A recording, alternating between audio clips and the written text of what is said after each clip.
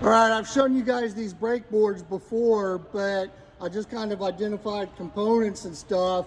But people have been wanting to see more about these brake boards, so I think what I'll show you guys today is that this is a fully functional brake system that's on this board.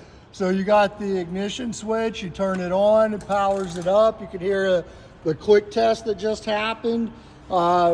And then all you got to do is hook an air hose up to it, because of course it doesn't have a real air compressor. So right now you can see that I don't have any air pressure because I've got it turned on. I've got the air hooked up to it, but what I don't have is the valve open right here.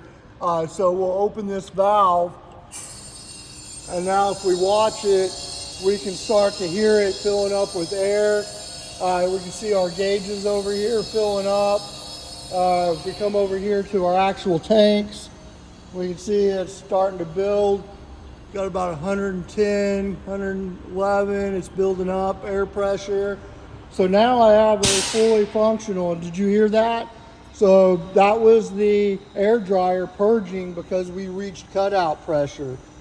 If I drain some of this air, so you can see I'm pressing the brakes. This is a fully functional brake trainer and board where you can diagnose and troubleshoot and pull fault codes and do all kinds of really cool stuff with this guy. But you can actually see what brake pressure is when I apply the brakes. All right, so pretty cool. You hear it, whoosh. All right, every time you reach cut in and you start building pressure again, once you reach cut out, you're going to hear that air dryer go off.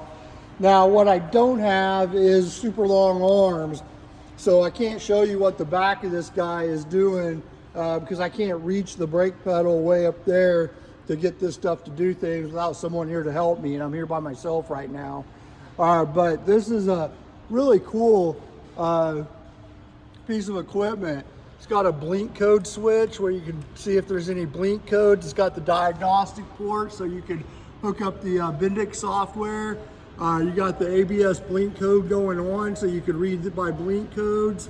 You can do all kinds of training with this guy. You got all the different stoplight switches. This board is just really amazing.